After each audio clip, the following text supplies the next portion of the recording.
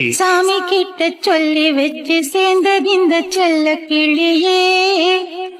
இந்த பூமியுள்ள காலம் மட்டும் வாழும் இந்த அன்பு கதையே.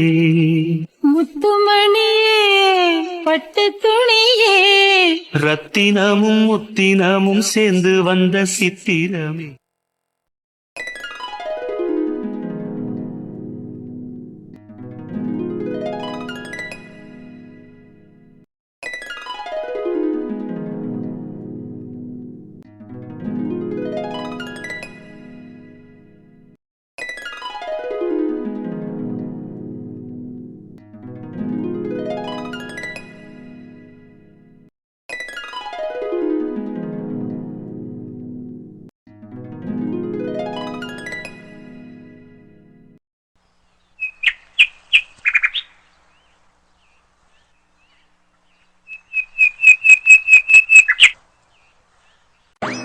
போட்டோ ஃப்ரேம் எவ்வளோ அழகா இருக்கு.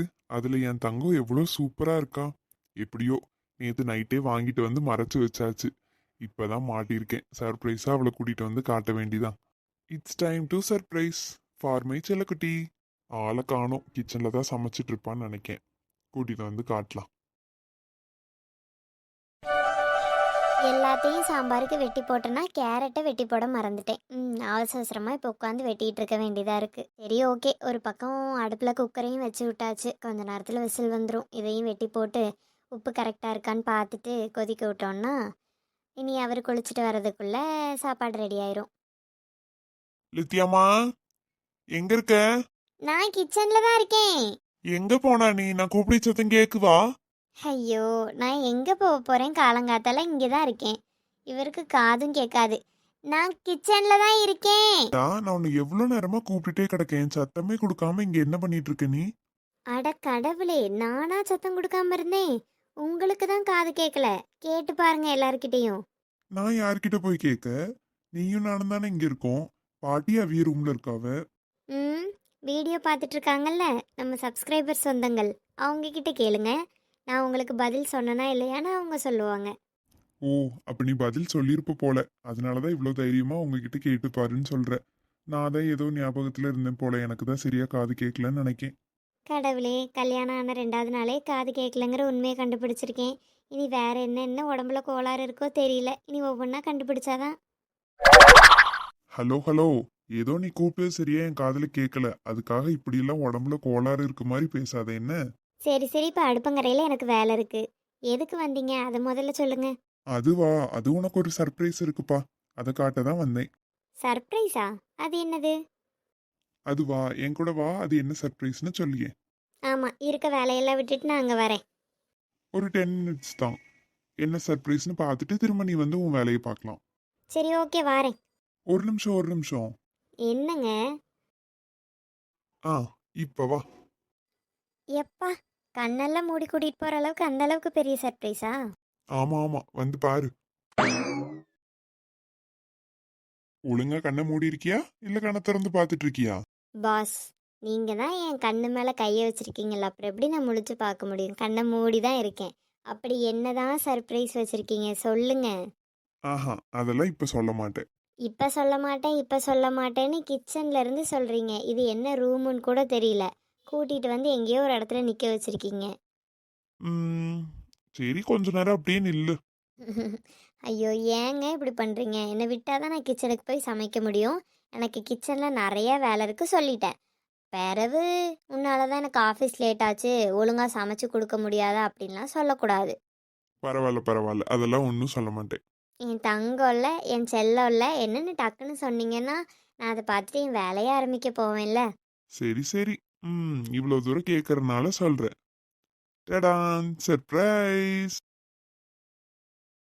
வாவ், நம்ம கல்யாண போட்டோ அதுக்குள்ள வந்துட்டா.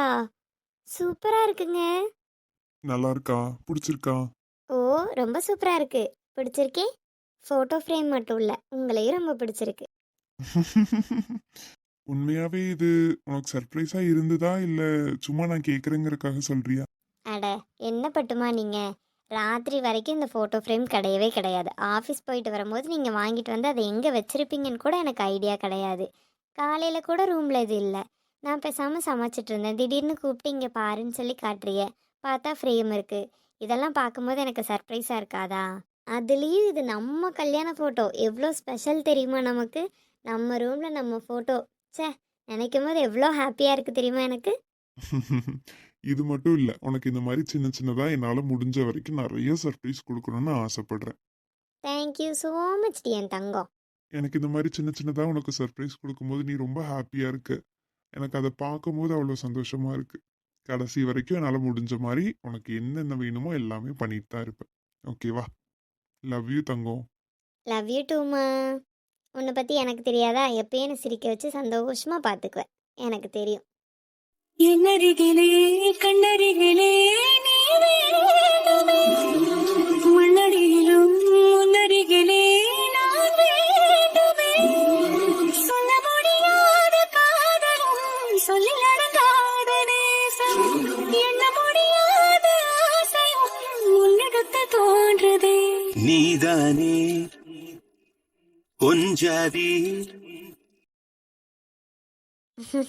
சரிடா கருவாயா, நான் போய் சமைக்கிறேன். நேரம் வேற ஆயிட்டு. கருவாயனா? ஆமாண்டா என் செல்ல கருவாயா. பாய். கண்டிப்பா சமைக்க போகணுமா? இப்போ நீ என்னை கிச்சனுக்கு அனுப்பலன்னு வை, அவ்வளோதான். குக்கர் வெடிச்சிரும். பரவா. அடுப்பில் வச்ச குழம்பும் அடி பிடிச்சு போயிடும். அடி பிடிச்ச குழம்பு தான் நீ சாப்பிட்ற மாதிரி இருக்கும். எப்படி வசதி? ஐயோ கடவுளே, நீ நார்மலா செஞ்ச குழம்பு சாப்பிட்டாவே அடிப்பிடிச்ச மாதிரி தான் இருக்கும். இதுல அடிப்பிடிச்ச குழம்ப வேற நான் சாப்பிடணுமா? கிளம்புமா தாயே. ஓஹோ அப்படியா? வா வா, உனக்கு வைக்கிற குழம்புல மட்டும் மிளகா அப்படியே 10 கரண்டி அள்ளி போடுறேன். ஐயோ கடவுளே, எதுவா இருந்தாலும் பேசி தீர்த்துக்கலாமா? இப்படி விபரீத முடிவு மட்டும் எடுக்காதம்மா. உனக்கெல்லாம் அப்படி பண்ணாதான் புத்தி வரும். வழியே விடு பே. கோச்சுக்கிட்டா லூசு. இவளை இப்படி வெறுப்பேத்தி வம்பிழுத்து பார்க்கலன்னா நமக்கும் பொழுது போக மாட்டேங்குது. சரி சரி போகட்டும், பிறகு சமாதானப்படுத்திக்கிடலாம்.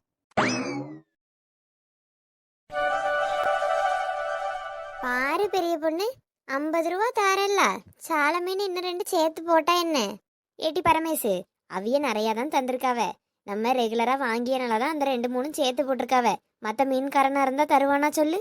அதுவும் சரிதான் பெரிய பொண்ணு. சில மீன்காரெல்லாம் அப்படியே கராரா பேசுவான். ஆனா இந்த அண்ணன் அப்படி கிடையாது. பத்தியா, பல வருஷமா இங்க மீன் விற்க வராவல்ல, பொறுமையா தான் பேசுவாவ. என்னைக்காவது காசு இல்லைன்னு சொன்னா கூட பிறகு தாங்கம்மான்னு போயிடுவாவ. நல்ல அண்ணன் தான். சரி சரி, சட்டு புட்டுன்னு மீனை கொண்டு போய் குழம்பு வை. ஆமாட்டி, செத்த நேரம் உறங்கலான்னு பார்த்தேன் பார்த்துக்க. மீனை வேற வாங்கிட்டேனா, இனி மீனை குழம்பு வச்சுட்டு தான் இனி உறங்கணும். ஆஹா, இன்னைக்கு குழம்புக்கு என்ன செய்யணும்னு நினச்சிட்டே இருந்தேனே. பரமேசு மீனை கையில் வச்சிருக்கா.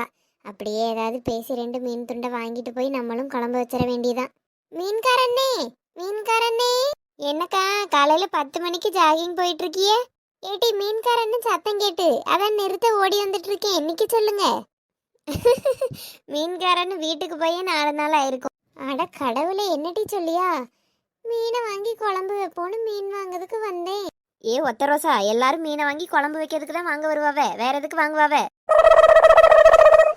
ஏ போட்டி, நானே மீன் வாங்குறதுக்கு இல்லாம அந்த அண்ணன் இப்படி போயிட்டாரே சீக்கிரமான்னு நினைச்சு வருத்தத்துல இருக்கேன். இவன் இப்பதான் கிண்டல் பண்ணிட்டு இருக்கா. அவரு எங்கக்கா சீக்கிரத்துல போனாரு? என்ன நேரமா நின்னாரு தெரியுமா? யாரும் வர காணலன்னு தான் போனாரு. அவர் போனது தெரிஞ்சுதானே நானும் வந்தேன்.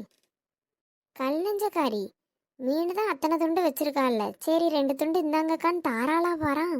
நம்மளே வாய் விட்டு எப்படி கேட்குது மீன் தானு? அதுவும் சங்கட்டமாலாம் இருக்கு. நீங்க இன்னைக்கு மீன் குழம்பு தான் வைப்பியன்னு தெரிஞ்சா நான் நிக்க சொல்லியிருப்பேன். என்னைக்கு அந்த அண்ணன் எங்க வீட்டு நிழல்ல தானே ரொம்ப நேரம் நிப்பாரு. சொல்லியிருந்தா நிக்க சொல்லியிருப்பேன்லக்கா. அதானே, மரத்தடி நிழல்ல அங்கதான் நிப்பாரு. நீங்க முந்தையே சொல்லி வச்சிருக்கலாம்லக்கா. இவ்வளவு வேற. சரி விடுங்கட்டி, இன்னைக்கு மீன் குழம்பு சாப்பிடணும்னு என் தலையில எழுதல போல் இருக்கு.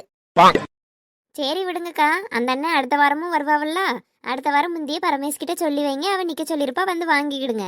இவா ஒருத்தி சத்த நேரம் வாயை வச்சுட்டு கம்முன்னு இருக்க மாட்டா. சரி டீ, நான் அடுத்த வாரம் சொல்லியே. இன்னைக்கு தான் குழம்புக்கு என்ன செய்யனே தெரியல. ஏக்கா, எங்க வீட்டுல 2 பாவக்காய் கிடக்கு, நான் வேணா தரட்டா? பாவக்காய் குழம்பு வச்சிடறீங்களா? பாவக்காய் குழம்பு எங்க வீட்டுக்காரன் சாப்பிட மாட்டானே. சரி, அப்ப என்ன காய் சாப்பிடுவாவளோ அவியலையே வாங்கிட்டு வர சொல்லி சமைச்சு கொடுங்க. இவ பேசி இதெல்லாம் நம்ம கண்டுட்டு கிடந்தா நம்ம வேலை ஆகாது. நம்ம நைஸாக அப்படியே பரமேஷ்கிட்ட பேசுவோம். பரமேஷு, மீன் துண்டு கொஞ்சம் நிறைய தான் தந்திருப்பாவு போல. எவ்வளோ ரூபாய்க்கு வாங்கினா? 50 ரூபாய்க்கு தான் வாங்கினேங்க்கா. தெரிஞ்ச அண்ணல்ல அதை 2-3 துண்டு எச்சாவே போட்டிருக்காரு. எல்லாத்தையும் குழம்பு தான் வைக்க போறியோ? அப்படிதான் முந்தி நினச்சேன். அதான் ஒரு 4 துண்டு குழம்புக்கு 4 துண்டு பொரிக்கன்னு வைக்கலாமான்னு நினைக்கேன். பாரேன், நீ குழம்புக்கு பொரிக்கிறதுக்குன்னு எல்லாம் வச்சிருக்க. நானும் தான் மீன் குழம்பு வைக்கணும்னு ஆசையோடி வந்தேன். என்னால் தான் வைக்க முடியாமல் போயிட்டு. நீயாவது வச்சு சாப்பிடு. பரவாயில்லக்கா, எனக்கு குழம்புக்கு போக மீதி இருக்குன்னு தான் நான் அதை பொரிக்கலான்னு நினச்சேன். நான் வேணா அந்த பொரிக்க துண்டை உங்களுக்கு தரேன், நீங்கள் அதில் குழம்பு வச்சுக்கிட்றீங்களா? அட பரமேசன் இப்படி சொல்லிட்டு இருக்கா. வனிதாக்காவே இவ்வளோ நேரம் அந்த மீனுக்காக தான் பேசிகிட்டு இருந்தாவன்னு நமக்கு புரியுது, இந்த மக்குக்கு புரியலையே. ரொம்ப தேங்க்ஸ் பரமேசு. உனக்கு இருக்க மாதிரிலாம் யாருக்கும் நல்ல மனசு வராது தெரியுமா? உன்கிட்ட இருக்க மீனை எனக்கு தாரேன்னு சொல்லியா? ரொம்ப நன்றி டி. அட பரவாயில்லக்கா, இதனால என்ன, வாங்கிக்கிடுங்க. வனிதாக்கா, மீன் வாங்கிறதுக்கு தான் மீன்காரரை நிற்க சொன்னேன்னு ஓட்டமாக ஓடி வந்திய. கையில் ரூபா ஒன்றையும் காணலை. மீன் வாங்கியதுக்கு சும்மாவா வந்திய? அது அது வந்து அது வந்து ஒன்றும் இல்லை பெரிய பொண்ணு. மீன்காரன்னு சத்தம் ரொம்ப நேரமாக கேட்டுட்டே கிடந்தா. இனி நான் ரூபாயை தேடி எடுத்துகிட்டு வரக்குள்ள அந்த அண்ணன் போயிட்டாவன்னா என்ன செய்யந்தான் ஓடி வந்தேன். நிறுத்தி நம்ம வாங்கிட்டு பிறகு ரூபாயை எடுத்துகிட்டு வந்து கொடுத்துக்கிடலான்னு நினச்சேன். ஓஹோ. பரமேசு, நீ அந்த 2 துண்டு தா பரமேசு. நான் போய் டக்குன்னு குழம்பு வைக்க நேரம் ஆயிட்டுல. இந்தாங்கக்கா, வாங்கிக்கிடுங்க. போயிட்டு வரமிட்டி. பரமேசு, மீன் துண்டை வாங்கின உடனே மாயமாக மறைஞ்சிட்டாவா வனிதாக்கா, பாத்தியா? ஆமாட்டி. ஏட்டி, அவியலே நீ மீன் துண்டை தருவான் தான் அது இதுன்னு பேசிட்டு கிடக்காவ. நீ எதுக்கு தந்தா? ஆமாம் பெரிய பொண்ணு, அவி அதுக்கு தான் பேசுகிறாவன்னு எனக்கும் தெரியுது. தந்தாதான் போவாவ. மாதிரி இந்த இடத்துலையே நின்று பேசிட்டே கிடப்பாவல்ல. அப்படி நான் தரலன்னு வை, அந்த அக்கா நேராக வீட்டுக்கு வந்துடும். கொஞ்ச நேரம் கழிச்சு கொஞ்சம் குழம்பு தாயேன்னு வந்து நிற்பாவ. அதுக்கு நம்ம கொடுத்துக்கிட்டா அவியலே செஞ்சுக்கிடட்டுன்னு தான் கொடுத்துட்டேன். அதுவும் சரிதான். யார் யாருக்கெல்லாம் பயப்பட வேண்டியிருக்கு பாரா. எம்மா, நேற்று ஆச்சி வந்திருந்தாவல்ல, அதையே கொண்டு வந்த பையில என்னென்ன தின்பண்டம் இருந்துன்னு பாத்தீங்களா? பார்த்தோம் டீ. பொரி உருண்டை, சேவு, வேற என்னென்னமோ கடந்து. நானும் சேவு மட்டும் 2 எடுத்து தின்னம்பத்துக்க. நீ சாப்பிட்டியா? ஆமாம்மா, நிறைய இருந்து. அல்வா, மைசூர் பாக்கு, சேவு, பொரி உருண்டை, எனிப்படி மிட்டாயி, காரச்சேவு எல்லாம் கடந்து. நான் அதிலிருந்து பொரி உருண்டை மட்டும் எடுத்து தின்னேன். சரி மக்களே, எல்லாம் உங்கள் 2 பேர்த்துக்கு தான். சாப்பிடுங்க என்ன? சரிம்மா. அடுப்பங்கரையில் போய் இந்த முருங்கைக்கீரையை போடியதுக்கு ஒரு பாத்திரம் மட்டும் எடுத்துட்டு வாமக்கா. போங்கம்மா, பிறகு போகிறேன். பிறகு போறியா? இதுக்கு தான் முந்தையே பெரிய பாத்திரமா எடுத்துட்டு வாட்டின்னு சொன்னேன். கேட்டியா? அதெல்லாம் இந்த கீரை இதில் பத்திரும்னு. அங்கே பாரு, கீரை அந்த இதில் நிறைஞ்சிட்டு. வேற பாத்திரம் இருந்தால் தானே மற்ற கீரையை நான் திரும்ப பிடுங்கி வைக்க. ஐயா, போகிறேன் இருங்க. அம்மைக்கு ஒரு உதவி பண்ணணும்னா எல்லாருக்கும் எப்படி தான் இருக்குமோ தெரியலப்பா. இந்த கீரையை கொஞ்சம் ஆஞ்சு கொடுன்னு கேட்டேன், மாட்டேன்ட்டா. சரி, நம்மளே ஆஞ்சுக்கிடுவோன்னு பார்த்தாலும் ஒரு பாத்திரத்தை எடுத்து தர்றது கூட வலிக்கு. ஏம்மா, இப்பதான் நான் போய் எடுத்துட்டு வரேன்னு சொல்லிட்டேன்ல, பிறகு என்ன உங்களுக்கு? போ. அம்மா, வா கீர்த்தி. ஏன் மக்களே முகம் ஒரு மாதிரி சோந்தால இருக்கு? அதெல்லாம் ஒன்றும் இல்லைம்மா. சரிம்மா, ஏன் நின்றுட்டே இருக்க, உட்காரதுல? இல்லைம்மா, நான் உங்ககிட்ட ஒன்று கேட்கறதுக்கு தான் வந்தேன். என்ன கேட்கணும் மக்களே, சொல்லு. அது வந்து அது அட என்னட்டி வந்து போயிங்க, மலமலன்னு கேளு. அது இல்லைம்மா, அத்தையும் பாட்டியும் நேற்று பார்க்க வந்திருந்தாவல்ல வீட்டுக்கு. அத்தை என்கிட்ட வந்து அடுத்த வாரம் ராகுல் ஊர்லேருந்து வந்துடுவான், வந்ததும் உனக்கும் ராகுலுக்கும் பூ வைக்க போகிறோம் அப்படின்னு சொன்னாவ. அவிய சும்மா சொன்னாவளா இல்லை உண்மையாக சொன்னாவளான்னு எனக்கு தெரியல. அதான் உங்ககிட்ட கேட்கலாமேன்னு வந்தேன். அட, இதில் விளையாடியதுக்கும் பொய் சொல்லியதுக்கும் என்ன மக்களே இருக்கு? அத்தை உண்மையை தான் சொன்னா. ஐயோ, உண்மையாவா? ஏம்மா, அக்காக்கு அடுத்த வாரம் பூ வைக்க போறாவளா? என்கிட்ட சொல்லவே இல்லை. ஆமாம், நீ ரொம்ப பெரிய மனசு இல்ல, உன்ட்ட முந்தியே சொல்லணும். அவளுக்கே நேற்று தம்பி சொல்லியிருந்து, அது இன்னும் நான் சொல்லவே இல்லை, உங்கள் அத்தை தான் சொல்லியிருக்காவே. ஏன் நான் பெரிய மனுஷி ஆனாதான் சொல்லுவீங்களோ? அப்படி இல்லட்டி, இதில் உனக்கும் அதுக்கு என்ன சம்மந்தம்? அக்காவுக்கு தான் பூ வைக்க வராவ. அன்னைக்கு நீ சும்மா புது துணியை போட்டு நிற்க போற. வந்தவியே அக்காவை பார்த்துட்டு பூவை வச்சுட்டு போக போறாவ. எனக்கு இது பிடிக்கலன்னு அம்மிட்ட நான் எப்படி சொல்றதுன்னு எனக்கு தெரியல. கடவுளே. ஐ ஜாலி. அப்ப அடுத்த வாரம் பாட்டி, அத்தை, ராகுல் மாமா எல்லாரும் வீட்டுக்கு வருவாங்களா? ஆமாம் மக்களே, வீட்டுக்கு வருவாவ. பூ வச்சுட்டு போன பிறகு கொஞ்ச நாள்லே அக்காவுக்கு கல்யாண தேதியும் முடிவு பண்ணி கல்யாணமும் பண்ணிடுவோம். கல்யாண தேதியுமா? கீர்த்தி, எங்க போன இந்த புள்ள? திரும்ப ரூமுக்கே போயிட்டாலோ? இங்கே தான் நின்றுட்டு இருந்தா. சரி, அவளை பாத்திரத்தை எடுத்துகிட்டு வர சொல்லலான்னு நினச்சேன். அதுக்குள்ளே வெக்கப்பட்டுட்டு ரூமுக்குள்ளே போயிட்டா போல. சரி மக்களே, நீயே போய் எடுத்துகிட்டு வா என்ன? சரிம்மா எடுத்துட்டு வரேன்.